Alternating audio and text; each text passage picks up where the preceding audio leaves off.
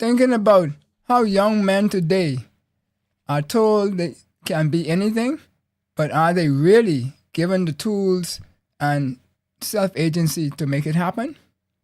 Wondering if mentorship is the real game changer, or if Gen Z is better off figuring out on their own this world of constant shifting. Pause, think about it with intentional thought, and consider where we go from here. Stay tuned and hear what Lamon Stubbs, director of the Beautillion Committee Gentlemen's Club, and he's also a finance expert. You know, them people who deal with numbers and stuff. Plenty big numbers. Big numbers. That's the man to know. And mentor dedicated to unlocking self-agency and success for the new generation of Bahamian leaders. When we talk with him, we want you to be cognizant that there's a lot of knowledge in his head, so ask him all the questions and comments that you wish. Something to think about with Dale Happy Knowles. What we think, we become. What we radiate, we attract. What we imagine, we surely can achieve. Let's change the narrative, 242. Welcome. Why am I not seeing you? I'm not seeing you, so let's change that around a little bit. And let's go to bang, bang. Welcome. Lamon, how are you? Thank you. I'm doing great. Thanks for having me. How are you? I'm great. A little sniffle from the I don't know, some allergy or something kick up today, and just it's been on a sneezing fit and just sniffling ever since. Wow. But that's about it.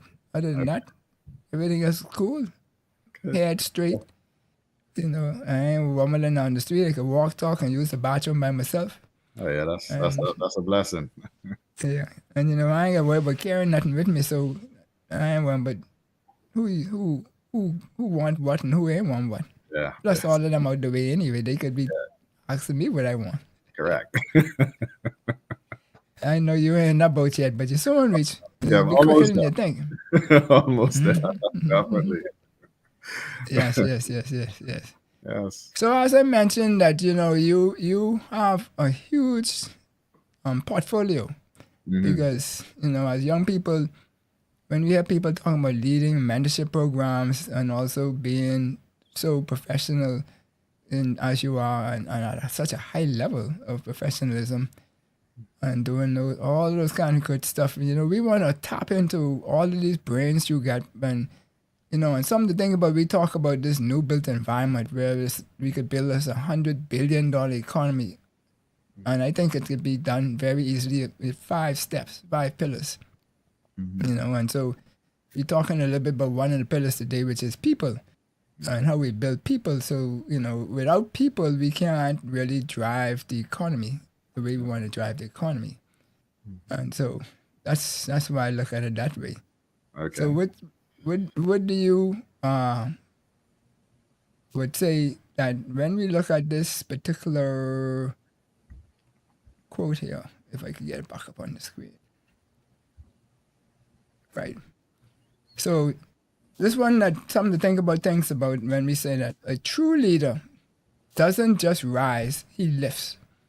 A real builder doesn't just construct, he transforms. And mentorship isn't about handling down wisdom. It's about forging the architects of tomorrow's $100 billion future. And so, you know, that's all built off of leadership principles that has been around from time to time. And, you know, that's just our perspective of putting it all together into something to do with what we have for the $100 billion economy. Yes.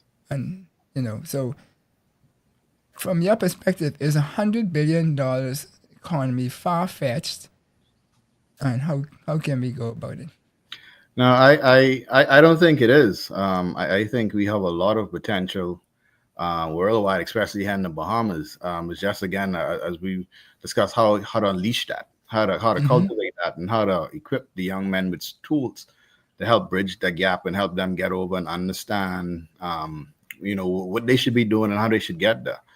It's so ironic. So the Gentlemen's Club, just to give a little introduction of the program itself, was founded by the late Dr. Judson Eneas and his wife, Marquita Eneas.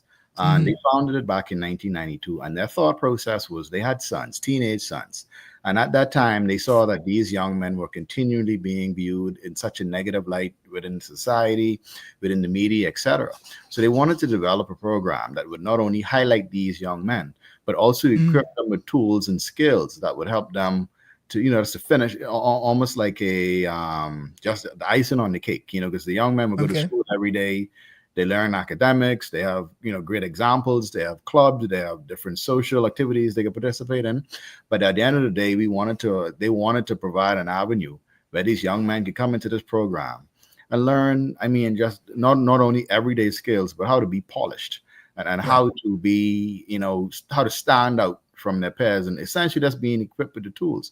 So that was the founding force or the thought process behind the Gentlemen's Club. So I was a benefactor of being involved in the program in 1999. And after being involved in the process, I continued to assist and continued to have a very close relationship with the late Dr. Judson Eneas. So back in 2011, he would invited Mrs. Eneas and himself would invited my wife and I for dinner. And we then started the discussion of a transition period or to allow me to kind of step in, work with him, and then eventually take over the program. So it was true succession planning. I worked with him for the first few years. He gave me some things to do. I observed him doing some things. And after the fourth year, I was in a position where I understood what his vision was, understood the modus operandi in which he operated, and was able to continue that same process. And now we try to add some things that are more relevant to today's society and some of the new challenges these young men are faced with. But we have been just pushing ever since 1992. And what we try to do is, we also provide opportunities for these young men in terms of scholarship opportunities. There's network opportunities. And then there's a lot of opportunities that helps them on a social basis.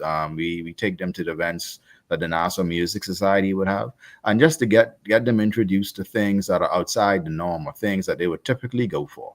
We also have an aspect of the program where they interact with young ladies, so they understand how to treat a young lady. They understand what's appropriate, what's not appropriate. If they do go out, how they should take charge and essentially be a true gentleman. We also talk about finances. We also talk about mental health. We talk about numerous careers. We have universities that partner with us who come in and, in fact, we have schools that come here just for the guys in the Gentlemen's Club. And some schools are using us as a feeder system because they know the boys are already vetted. They know that they are high caliber. And when these young men do go to these respective universities, they represent so well that these schools then want to come back and see who else they could recruit from the same group of young men. So it's a very powerful program, very, very powerful. And it's been around for quite some time. And we continue to try our best, to be able to help these young men become successful and be the next leaders in our society. Because it's a lot more than just what educational wise, but you need to also understand your role in society and understand what you need to do, how you need to be a good husband, good father, good community member before you even consider being a good community leader. So just kind of instilling these skills in them at a very early age. So as they continue to develop and they start university and do different things, they already have a solid footing or a solid basis to build upon as they try to be their best and be the great men this country needs. Awesome. So now when we look at that, the men that you talk about just now, right?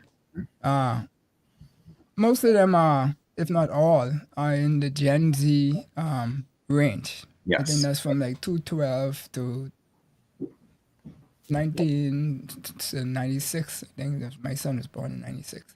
Yes. Yeah, somewhere up in there. Yeah. So, and the Gen Zs are really different. Right? Yes. I would say special. Let me say special. Yes. But they're different and special because how I grew up and how they grew up is on their mindset and thinking. They're the only generation, or they are the first generation, I should say, not the only one, who was born into a complete digital world. Yes. Right? So digital was already. So off the top, that's like fish in water for them, right? Yes. Digital. And so when we look at the 5 points there that something to think about things is their critical traits. You're talking about self-agency or independence, wanting to be seen by them on their own. They like to be talking about guidance from your perspective. But as I was saying to you earlier, like my son, he doesn't want advice. He wants us to show him how to do it and let him decide what is right and wrong or the like. Right? They on their own run.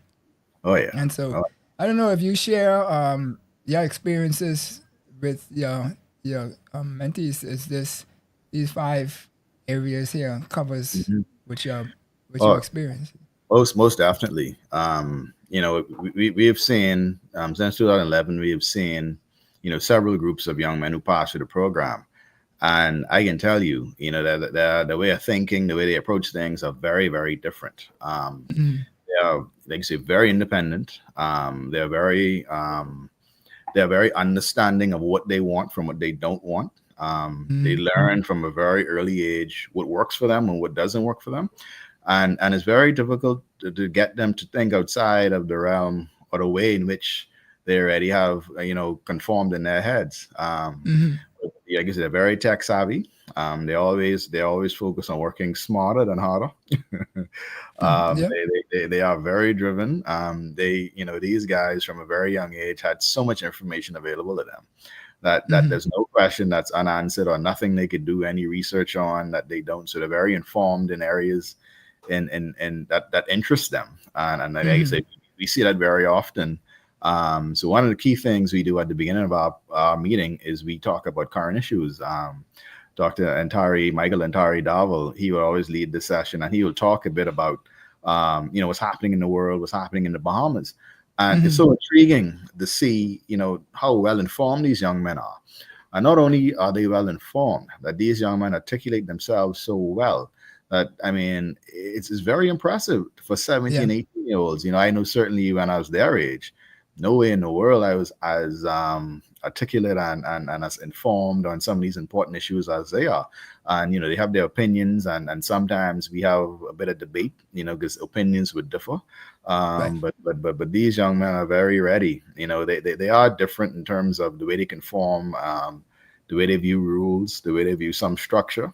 But again, it's just signs of the time and signs of what the world they were raised in, the world they're accustomed to. And we always have to keep that in mind. As we spoke about earlier off air, I always have to remember that they're still teenage kids, because sometimes they're so mature and they carry themselves so well that you almost assume that they're adults, but at the end of the day, you still realize that they're still 16, 17-year-olds. But this generation, the Generation Z, that definitely that the slide that was up just now hit all the marks, the way they act, the way they conduct themselves. Yeah. And I wanted us to cover that because we seem to be struggling.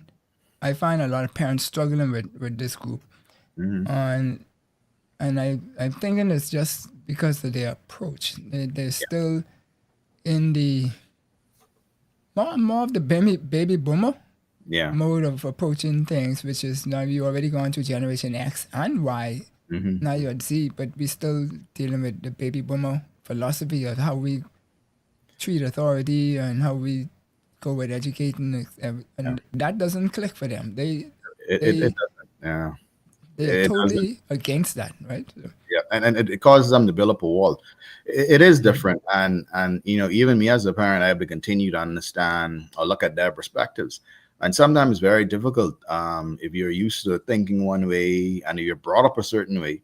Right. I mean, there's always an understanding of kids should be a certain way, but the world is constantly evolving, and these kids have to evolve with they have to change as well, and having that understanding while still having those stellar principles and values and discipline, etc., still kind of, still allow them to function in the environment that's going to be best conducive for them, and understanding what that environment is. And I have 3 kids, and the 3 of them are different, and we have understanding of, what works for each child. And it's not going to be the same thing.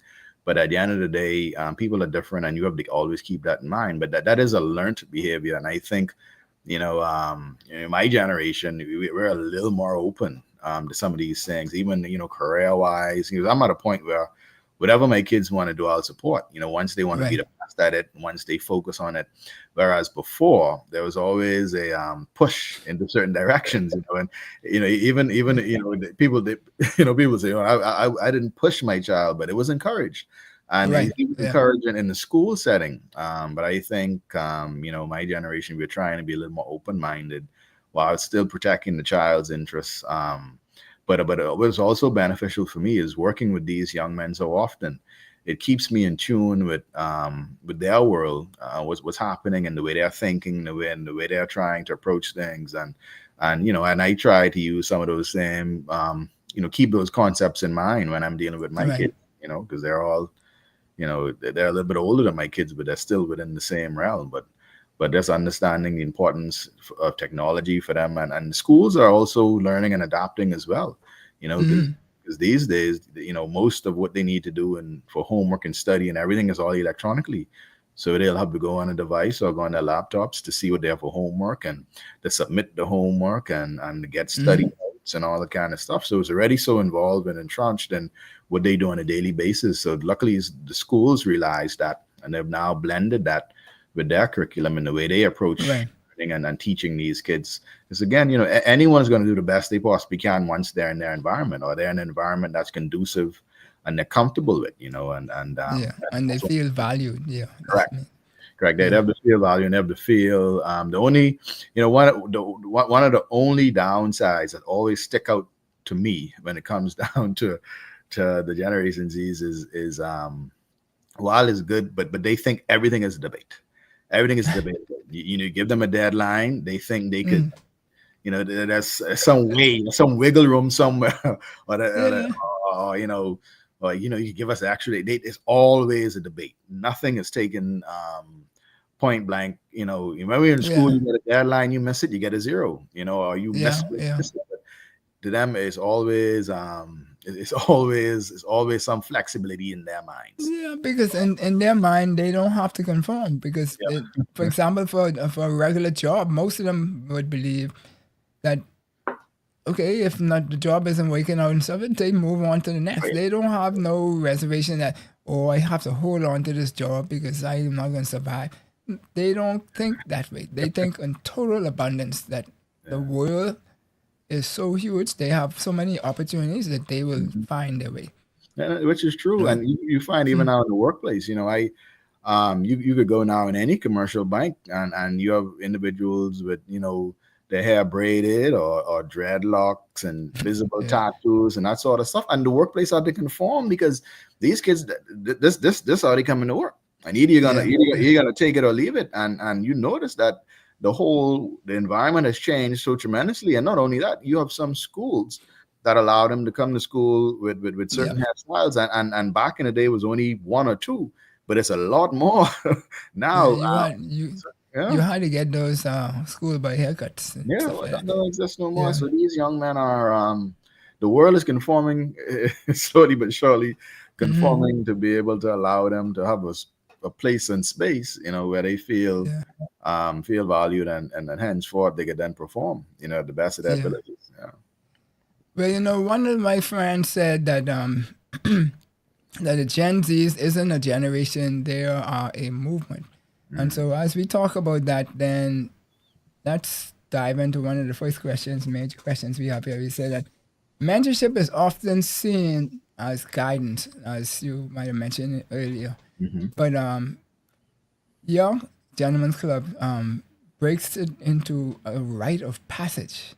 Why is this distinction important? Because that's the first time I heard of it as a rite of passage. You know, and that'll take us straight down to our tribal days. But I think the Gentleman's Club is an experience. It's not Okay. it's not something that you're gonna walk away and you could sometimes parents or even the young men this phase of their lives can't put their finger on it. But it's so much more than just us meeting and guiding them and having speakers come in. We prepare them, and at the end of the day, so it's a from day one to the last day of the program, you could see a visible difference in every young man in that program, some more than others, but it's very Right. visible. So one of the key factors of our program is we partner with Toastmasters Club 1600. So the first half of every meeting, it's a full-on Toastmasters workshop. Sure. Um, Yeah. and, Yeah. and, and I must commend the Club 1600. They've done a wonderful job in terms of providing these young men, again, equipping them with the tools to be able to excel.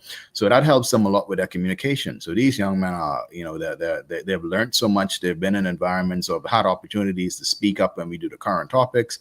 They each do a speech. So they're able to communicate, which is one of the key factors or one of the key things that that a lot of them at this point in their lives they're lacking. You know, they're very shy, they're timid, they're afraid to speak because they're afraid that what they're going to say wouldn't make them sound intelligent or they're going to say it the wrong way. So once you take that away from them and help them get a little bit comfortable communicating, that's half the battle.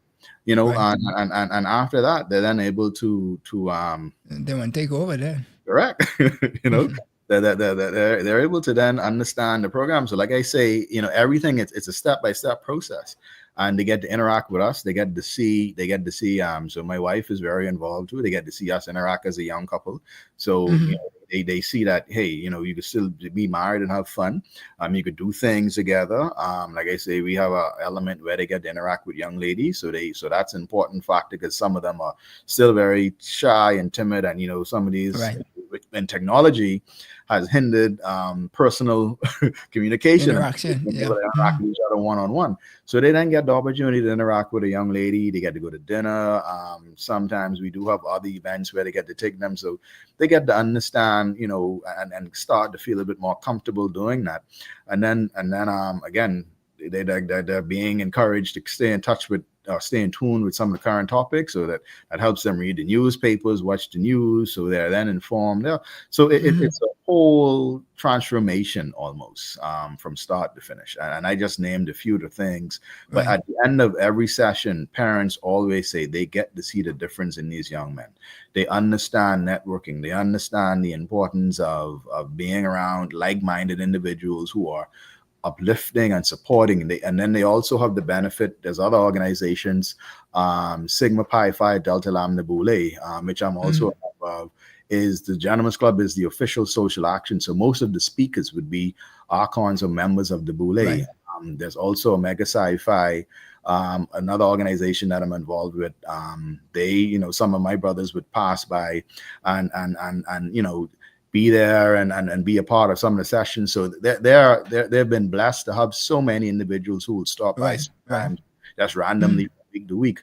So they have, you know, good examples of people who are able to impart some knowledge in them, and then it also lets them see that, hey, you know, that there's some merit to us. You know, we have these people Right. who are taking time at their busy schedules to come here and to ensure that we are equipped with these tools to do the best we possibly can. You know, and it's all about empowerment. You know, it's all about, you know, lifting as we climb and making sure Right. that you guys are, because once you know you have certain skills and you're equipped with certain knowledge, then you're just that much more confident, you know, and you're able to articulate yourself, you're able to do what you need to do, and success will just naturally come, you know. But all at the same time, being humble. And also a huge element is we try to encourage them to see what we're doing and then see how they can incorporate, you know, service in their lives and uplift and help even some of their, you know, the younger siblings or their cousins, their neighbors, or anyone who are around them, you know, try to impart some of the knowledge to them. So, you know, Right.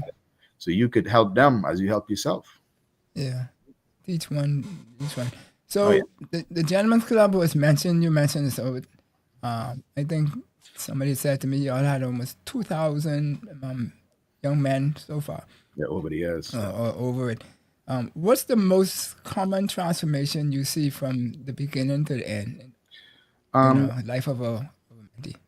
confidence, and that's what confidence, a confident, educated, ambitious young man who was looking to be better, always understanding the fact that I could always learn more. I could always be open to, constructive criticism, but just a very confident individual who's eager and ready to take on the world and whatever challenges that follow. But confidence is one of the bigger things. Like I said, once we get started, some of the young men, when we do the orientation and everyone's introducing themselves, they're afraid to get up and they're talking so soft and so quiet. But at the end of the program, anywhere they go, they're probably looking forward to being able to introduce themselves because they know they have what it takes to get up there.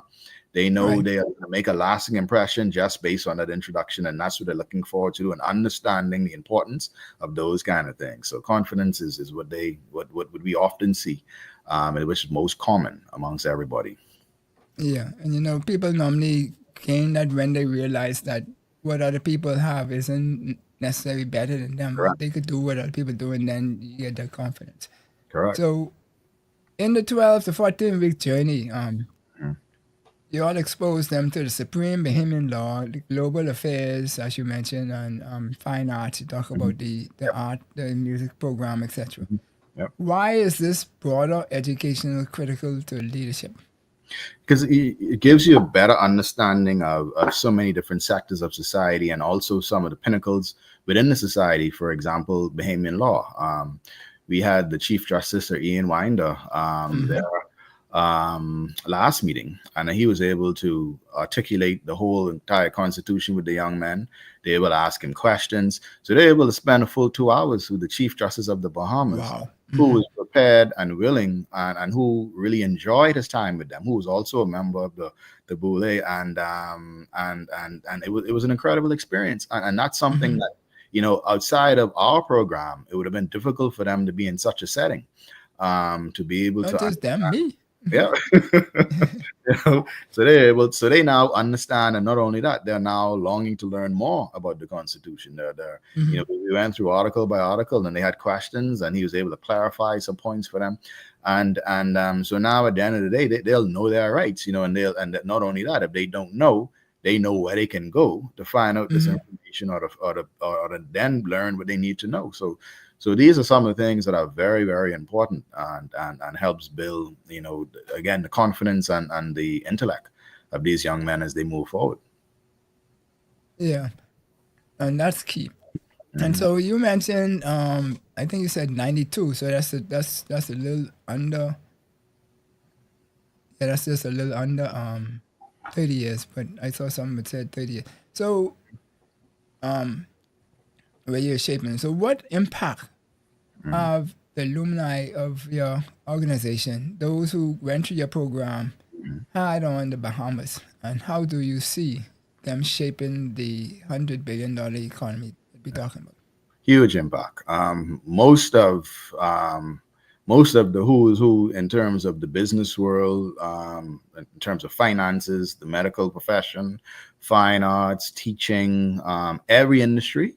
The industry leaders would have been past tense, and I don't want to start calling any names, but we have all night. Then I don't want to forget anyone, but we have a very strong alumni, and we also have alumni associations where there's WhatsApp groups, etc., where the alumni are able to talk. Also, the meetings are always open to alumni, so you have past gens who will pass by. Sometimes we a gent who graduated just a couple of years ago or last year, to anyone who graduated 20 years ago. So it's definitely almost a fraternal sort of bond. And at the end of every session, every year, everyone gets they get these jackets with their year on it. So that's how everyone identify themselves. And we have some secrets that stays within the organization as well. Right. To be able to identify you as a gent. So once you pass through the program, it just begins, and the networking is huge. And I can tell you, within my career, I've had the privilege to, in terms of when there's hirings and that sort of stuff, to be able to hire past gents. At one point, I had about 3 or 4 past gents working just in my department alone. And even today, in my professional capacity, I do a lot of business with past gents. especially once you know that that's a past gent, in terms of And credibility. correct. You know who you're dealing with. You know what I mean? You know you're of like mind, and you know that you're gonna get somebody who is doing the best they possibly can. So it's huge. It's huge with networking, and I get the experience. It's still almost on a daily basis. Mhm. Yeah. But there's a lot of very outstanding, prominent people within our society, men in our society, who pass through the doors of the Gentlemen's Club, and they continue to assist. In terms of we do have a souvenir booklet at the end, and the young men go out there and solicit ads, and any past gent they run across or they ask, they'll definitely support them. And we've been seeing that year after year. So it's continuous support, continuous guidance, and a continuous network that we continue to try to build. Yeah. I always say that you can't separate from success without having leadership, mentorship, and cheerleadership, Yep. right? Yep. And Yep. so you mentioned some of the cheerleadership stuff where people might open doors for you. So they Right. might have been mentoring you, but they open a door to allow you to have access to space, and then your merit take over, Yeah. right? Yep. Yep. Yeah, good. So for my economy now, it's $100 billion economy, but I can keep going back to the money, Yes. right? Because that's the only way we can build the Bahamas beyond Yeah. where we've been for the last 50 plus one, right? Yes. Yes. Yes. We got there, but we need the money now in order to move things forward. Yes. And so we could tax ourselves to debt, which is the same money being rolled over and over and over and over and stressing on everybody, or we could create new monies. And that's what the $100 billion is about. Yes. So when we look at it, we would say that it's not about leadership, innovation, or systems, but the strength. What strengths does your mentored young men bring to this vision? What do you all So we, nurture? Because I know a lot of it comes from the schools, but you all put it in perspective for them, right? yeah, and they get to see it in real life. So they get to see different professionals who come and talk about what they're doing in their professions. Sometimes it's intriguing for them, sometimes it isn't. But they're always encouraged to think of what you want to do, think what you're good at, what you enjoy doing, what makes you happy, and then you could then monetize that. But these young men are they're different.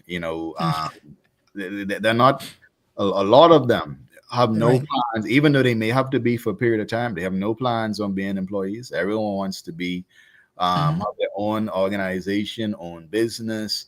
So with that in mind, that sort of forward thinking and that sort of independent outlook, I think you're gonna have individuals who are gonna be prepared to Right. start new businesses, prepared to get into the world of entrepreneurship and be able to push whatever ideas they have in their heads and have the fortitude and the perseverance to see it from idea to inception and continue to develop it into a successful business.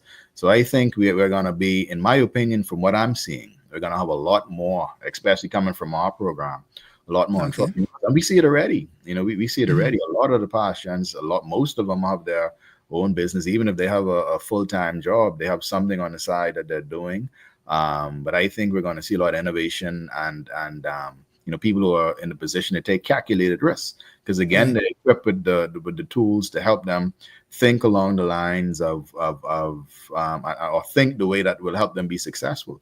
So I think we're definitely going to see a lot more entrepreneurs and people who are not just taking risks, but taking very calculated risks. So it's easier, or the transition or the business could definitely be very successful, because they know what to do to make it successful. And they also have a very broad network of individuals. If they're not good in this particular subject matter, they should have somebody who was in the Gentlemen's Club there, or a past gent, who they have been familiar with because they're in the same industries, and they could partner and team up and be able to do the best they possibly can. Because I can tell you for a fact, especially this crew, we have 41 young men this year, and most of them want to be their own boss, and they're declaring that from now. Yeah. Yeah, so and one of the big things I'm sure you would know from as a finance man, is that the job is really, I call it a plantation. You can't say that professionally possibly, but But entrepreneurship is really the avenue to build wealth, and Yeah, not yeah, everybody could be an entrepreneur, but the entrepreneurship is in their blood, in this Gen Z blood. yeah, So yeah, this is like natural to them. yeah. So Whereas we grew up hearing about the job, go to school, get a good job, work 40 years and retire, yeah, happy. yeah, Um, yeah. they on that run, right? Oh no, no, you're quite right. They're not going to conform because again, they don't want to be sitting in office Right. all day. but entrepreneurship is very difficult. It's very Yeah. strenuous. You have to be you have to be very confident. You have to be Yeah. very determined. You have to be hard working, and these are the things we try to instill in them. And again, Yeah. we do it by example. So they get to see Yeah. people who've been successful in certain industries and certain areas come back and speak one-on-one to them, let them Yeah. know what some of their challenges were, how they overcame those challenges, and they also give them Mm-hmm. advice so they don't kind of go along or have to experience some of those same challenges. But it's all about confidence and all about knowing what you want and just honing your skills and developing yourself to be able to take advantage of whatever opportunities presents itself. Yeah. But the key there is the entrepreneurship for them is a natural thing. Hmm. So they might need to learn the syntax and all these different things to help them Correct. navigate it. But Yeah. the general drive, it's already in them. Yeah. That's just like them fooling with digital, right? Hmm. Um, that's just second nature. So Yeah. Yeah. Yeah. to me, this is where the Bahamas is going to get its biggest growth Oh when yeah. they start to really put their fingerprints on what's happening in our economy.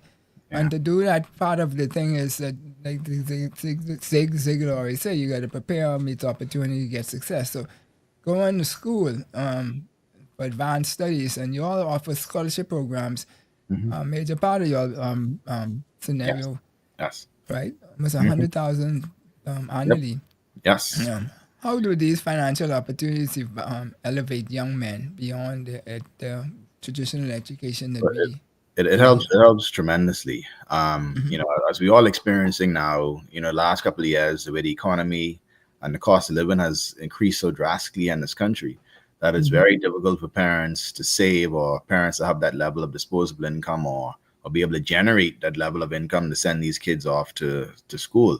Now the average cost for the university, you're looking at anywhere from $50,000 to $70,000, Mm-hmm. which is a lot of money. And And that's not the top schools. Yeah. no, exactly. Mm-hmm. So these scholarship opportunities help tremendously. We have cash prizes for your participation, etc. But we've also partnered with several schools. So prior to COVID, we partnered with Fisk University, St. John's University, in addition to Morehouse College. Now, unfortunately, Mm-hmm. after COVID, it was difficult for those schools to be able to earmark the scholarships that they did prior. So we still have an ongoing relationship with them, but we have had issues with the scholarships over the last several years. But we've had St. John's University, who's been very steadfast and has been around. In fact, that's where I went to school in Minnesota. Then we Mm-hmm. also have a newer school, Drake University, that has come on board. So what these schools do, even though they don't earmark, say, 2 presidential scholarships or 3 scholarships or whatever, Right. they provide an avenue through several ways, through their own scholarships. Both of the schools have an MOU with the government that Okay. you get once you apply and you're a successful applicant, you get X amount of dollars on a yearly basis. So essentially, both of those schools are around the $70,000 to $75,000 range. The Mm-hmm. average student from the Gentlemen's Club, and they also have Gentlemen's Club scholarships. Just being a part of Gentlemen's Club gets you several thousand Okay. dollars a year. Mm-hmm.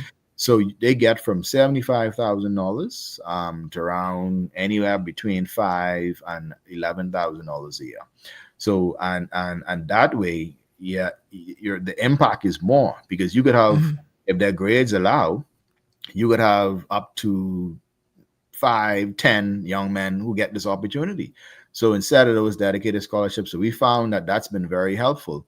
Right. because we've been able to get a lot of young men off to school, and these schools, and $11,000 a year compared to the 75,000 is a huge difference. Yep. And once they get within the school systems, there's also more opportunities there, which then gets that dollar amount down. But we have found, it's very difficult for parents in this day and age to be able to accumulate any funds for these kids to be able to go to school. And oftentimes, if there's no child isn't involved in any sports, sometimes that continues to restrict what access they have. But these schools, fortunately, were able to use these young men and the way they're thinking and what they're doing to elevate them and to help them get an opportunity to go to university. Yeah. And that's a big thing, because that number 75, as you mentioned just now, right?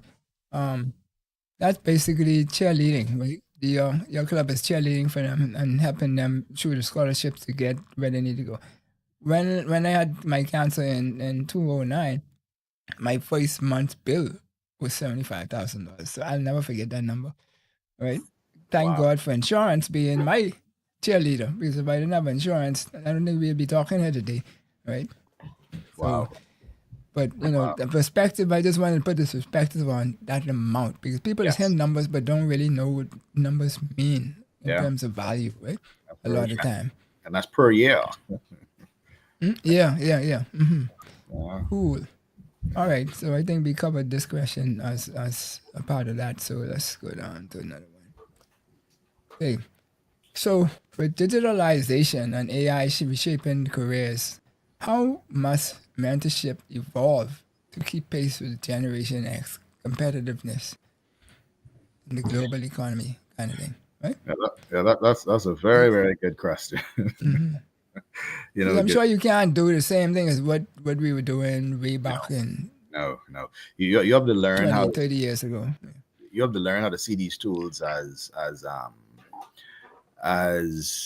not in terms of, I know people always, the fear is AI is going to come take away jobs, etc., but it's going to help enhance your performance. These are performance enhancement tools, and I use these tools, I know, on a daily basis, and it's, again, it's to enhance what I already know and what I already know what to do and how to do, but it just polishes it off. So I think it's very important, and we discuss these things right now. We discuss digital assets and all that kind of stuff. We even talk a bit about the cryptocurrencies and the whole digital world with digital transactions, etc. But these young men are very up on some of these topics, and I'm sure most of them are using AI, ChatGPT right now very often as well. But even people like me, because researching these shows and stuff like that, I tend to use those and then go and fact check it. That's fact check it now. Yeah, because they're only really enhancement tools, so you still need to use it as a structure, or it gives you a thought process. And I think that's what I use it for. Oftentimes, sometimes starting things off, whether it's a report, no matter what you're doing, it gives you a structure to start from, and it helps and get them to understand that that's what these tools are for, and not to make you lazy and do it for you, but it enhances what you can do for it, or bring out the better in you, in a sense.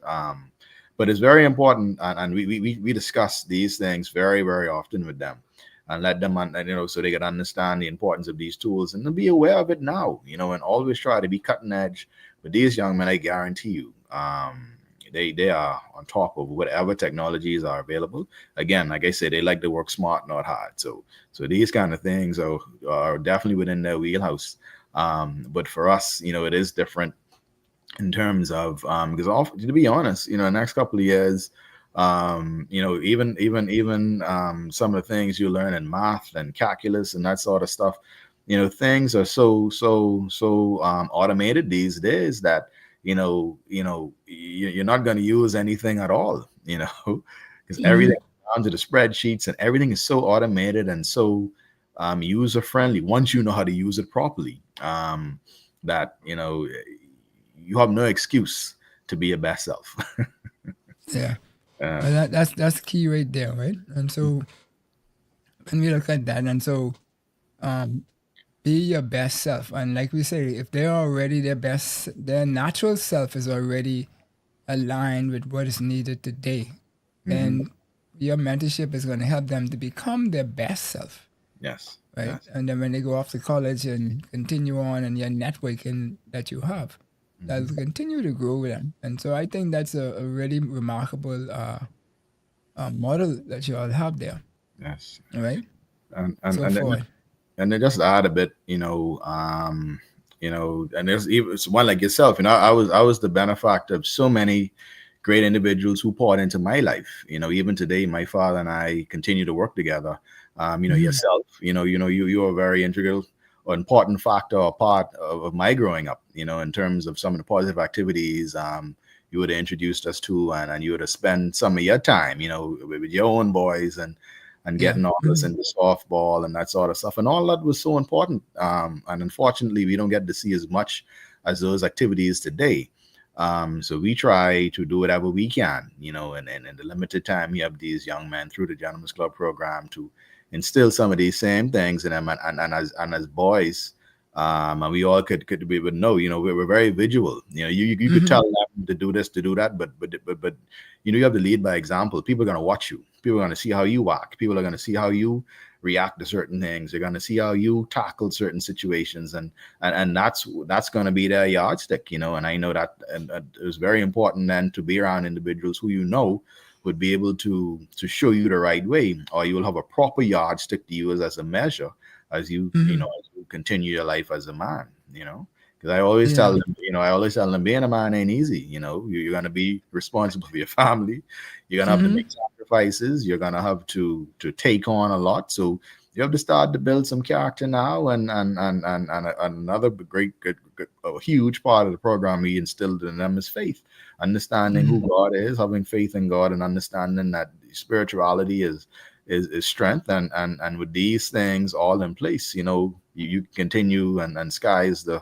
Well, not even the sky is the limit, but you could go and reach for as far as you want to and achieve it. Awesome. Yeah. Well, this Barrow says that, and this is awesome stuff, Mr. Stubbs and Mr. Knowles. Mr. Knowles, boy, that's a funny name. Keep up the great work on this. Awesome. Thank you kindly. Thank you. Folks, yes. If you have questions or comments, etc., do put them in there, because we like to be in interactive. I think I forgot to mention that earlier, but that's good. Let's see. Let's go back. Okay, so that was that question. So then, boom. So looking ahead now, because we always talk about the pause, think about it with intentional thought, and consider where we go from here. So now looking ahead, what's the next big step for the Beautillion? That's how you pronounce it, right? Beautillion? Yeah, it's Bahamas Beautillion Committee, yes. Yeah. Gentlemen's Club. Yeah. How do you see mentorship scaling up to impact the Bahamas on the national level? I think one of the key factors is we need more people to understand they are mentors and that they do have something to offer. I think one of the greatest challenges we're having in our country and our society now is young men have limited resources in terms of who they need to look up to, and people who are being intentional in terms of showing them what's right, what's wrong, and learning from mistakes, because no one's perfect. And I think if everyone has the ability to be able to point to someone else, and if you take that stance and not just try to help your own immediate family, and even me, not only through the Gentlemen's Club, but whatever opportunity that I have, I try to instill or pour into individuals' lives. As simple as going to the grocery store and the packing boys from the walk from the food store to the car. You can make an impact just in a few minutes, but if everyone take on the role of trying to lift as they climb and trying to help somebody, even though you don't have to be perfect to be a mentor. You don't have to have what you would consider everything in order, but just be able to lift as you climb, encourage, strengthen, support, reinforce. It goes a long way. And I think, at this point, what's happening in this country with all the crime, everyone's always looking at the police and the government, but we all take a personal approach to it. And whether it's just your kids, your nephews, your nieces in some cases, or whoever's around you, and you try to pour into them and help build the same level of confidence and help them to understand truly what they need to do to be successful, I think the world and the Bahamas would be a much better place. It has, everyone has to chip in and do their part. You can't just reserve it for a few people who are willing and able to do it. But if everyone, you don't have to do it on a grand scale, just do it within your home and within your community, within your family. And that goes a very long way. Very long way. Yeah. And we know you're a family man. You all from your dad and your mom bringing you all to church. Yes. Way back when that you highlighted a touchdown earlier. Yes. And so forth. And so you know the importance of family in support of that. And that's one of the challenges that we seem to have with a lot of our youth. And when I say a lot, we only talk about what they talk about in the media, because that number not necessarily represents the whole of the youth, right? Yeah. Sometimes because that's what we talk about, it gets overplayed. It does, and like I say, example, my father, Phil Stubbs, my brothers and I, we had no choice, because he showed us what it is to be a true, a great husband, a great father, a good son, a good brother, good and good community leader and community member, and that went it did so much for us that with our families now, we assume that same role, because we have seen what it's all about, and not only that, he continued to do it. We continue to be able to watch and lead by his example still today. So that's again, that's what helped me and my brothers within our household, and that's why not only me but my brothers were all the same way in terms of trying to lift as we climb. No matter what we do, no matter where we go, we try to always be not only a good example, but to be able to help and assist in whatever ways we can. And if you just look at it as you being an example, goes a long way. Just always have that in mind. Because, you say, boy, before I do that, I know this young man, you're looking at me and he say, boy, if he doing that, I could do it too. And it goes the same if we do something good. You do good, people say, boy, if I see him doing that, I could at least do that, or it gives me something to aspire to, and I think if everyone take that personal, conscious approach to help, and to lift as they climb, we'll see the results. We'll definitely see the results. Yeah, and that was our view back then when our youth groups, when we would be in contact a lot. Yes. When y'all were there, and we used to have to grab you by the back of your shirt sometimes, so you don't run across the road faster than you need, because everybody wanted to explore. That's true. That's very true. That is very true. Cool. Well, I've asked you a wealth of questions, and you shared a wealth of knowledge so far. But is there anything that you would like to say to the audience that we haven't covered that you wish that they know? I think I've covered most of what we've done, but just to continue to reiterate that the Gentlemen's Club, we want to continue to build upon the legacy of the Eniuses and what they've founded, and be able to just continue to be such a strong program within the society. See if we could continue to help and uplift as much individuals as we can, and also teach them, like I said, to go out there and to do the same thing when they're finished with the program, to find ways in which they could contribute back to our society. But the key is, let's just support, not only young men, but young people in general. In today's society, they need a lot of help and a lot of support. They are exposed to a lot of information, which is a good and a bad thing. So they still need to have somebody who's able to break some of that knowledge down, and someone who is knowledgeable enough and in the right place to be able to help explain certain things to them. But they just need support. They need support. They still need affection in certain ways. They need guidance in certain ways, and they just need the people that's to speak life into them. Because young people they face a lot of challenges, and it's easier to look at some of the negativity that's happening and or them acting in a negative light. But a lot of these kids are just faced with so many very serious situations, and they're in environments that are scary to me and you, but that's what they live every day. So there's so many factors that's contributing to what we see today through the end result of their bad behavior. But I think we just need to support them, to be understanding, to keep them lifted in prayer, continue to offer support in whatever ways we can, and just to be great examples. and how we just move about on a daily basis. And I think with all those factors in place, we could achieve so much, Yeah, much in this country and so much in this world. that's awesome. And so you, Yes. you talk about the supporting the youth, but I take my hat off for you all, 30 plus years and all of the other mentorship programs that is out there. Yes. But you all need support. And so what what do you all see you need today, whether it's from resources or policies or whatever it is that will help allow your programs to be more efficient?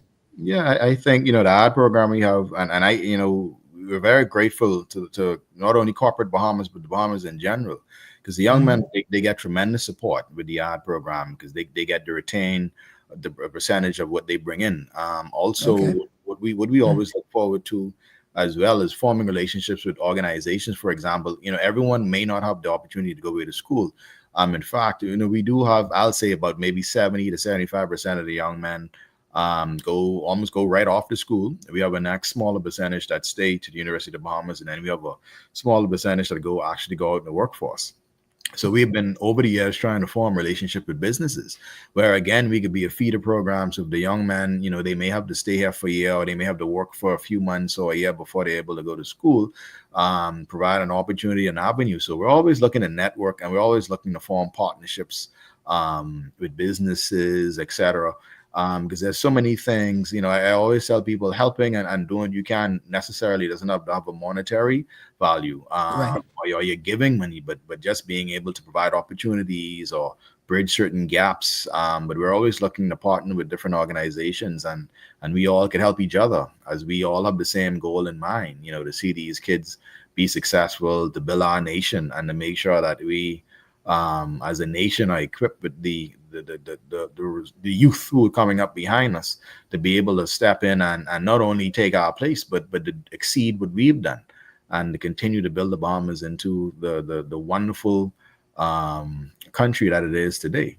So we're always looking for alliances, and or looking for ways in which we can help and assist each other, because it goes hand in hand. Because we have had years where we've assisted organizations with stakeouts and different things. We Okay. help provide even manpower and service, and that's one of the key things I think we want to continue to grow in terms of what we do too. Have more service events and have the young men get together as a group and give back. Because again, that's the only way we could get anywhere. Everyone being selfless and trying to do what they can to build a community and to build a country. Okay. And so for a young man who is hearing all of this and getting excited and stuff like that, is this on an invitation only or is this an application process or It's how an it will work? application process. So what we do is we provide applications to all schools or all senior schools in the Bahamas. Sorry, Nassau. Okay. At some point, we want to be throughout the Bahamas. Right now, it's still only in Nassau. It's an application process. Everyone is invited to apply. We have an independent selection committee. So the application consists of, typical information, whatever exams, SATs, if they're taking them already. We have an essay they write. Now we also have a guidance counselor's remarks. So we have an independent committee who will look at all this criteria. They would then make a selection based on this criteria and based on the applicants themselves. So any year we could have up to maybe 100, 120 applicants, and we'll select about 45 to 50 young men.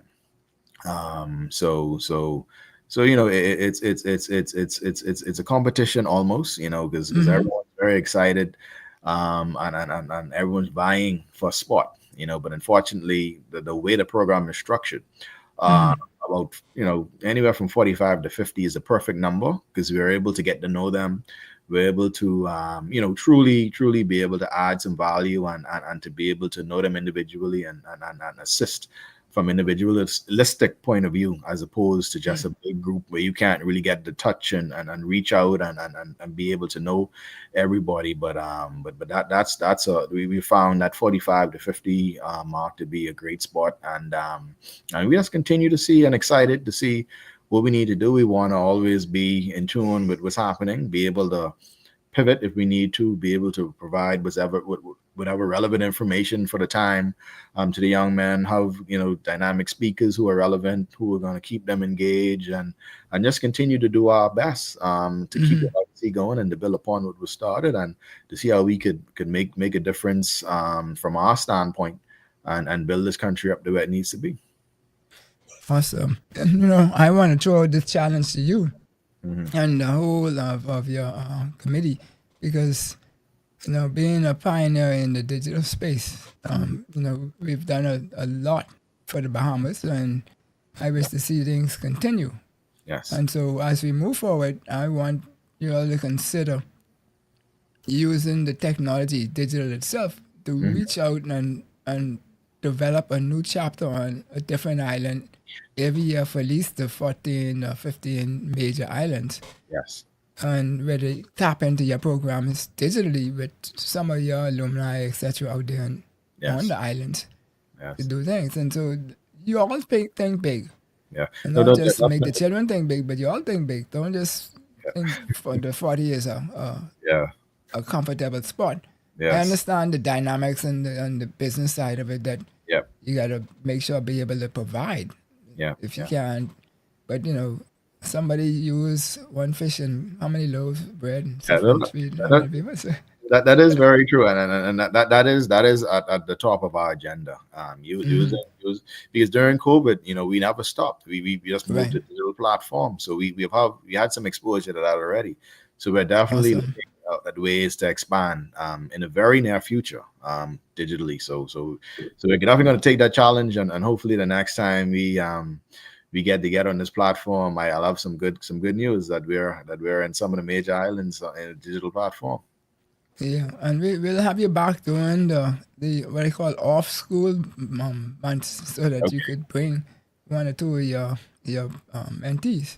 Okay, great. No, thank you. To come and share their experience, whether they pass or in the program. Yes, however, because I think once the young people hear it, then from them also, then they would have a different perspective. Most definitely. I really appreciate that. I'll definitely take you up on that. Awesome. Well, thank you kindly for taking the time and joining us on this Tuesday, which is kind of windy out there. It's kind of some wind going through the I hear a little bit myself. Trees and things. Yes. But thank you for having us and allowing me to share a bit about our organization and what we're trying to do. But we're very appreciative to this platform and you for thinking of us and allowing us to come here and sharing some of this information tonight. So thank you again. You're welcome. Okay. Awesome. We'll be in touch with you. Okay, that most definitely. All right. Good night. Good night. So, folks, you've been watching Something to Think About with Dale Happy Knowles, and what we want to be able to do as we talk is to let you know that our program here on Something to Think About is to try to expand the minds of the people and allow them to see new opportunities as to how we can do things. And this committee program, Gentlemen's Club, is one of the ways of what is happening in our society that we wish you to be exposed to. And so if you wish, yes, you could always look them up and see how you could assist them. And that would be great, because we need to build the Bahamas from strength to strength, and not just talk about things, but actually put some things, whether it's kind or money or whatever it is, towards. And it doesn't have to be just this program, but it could be any of the other programs that's out there. But let's just keep building. So with that, we want to thank you all kindly for being so patient with us and joining us and sharing with us and so forth. And Lamon, say hello to the family. Will do. All right. Peace. Thank you. Enjoyed the show? Then subscribe to us for more educational and inspirational content. Ring the bell so you never miss a show.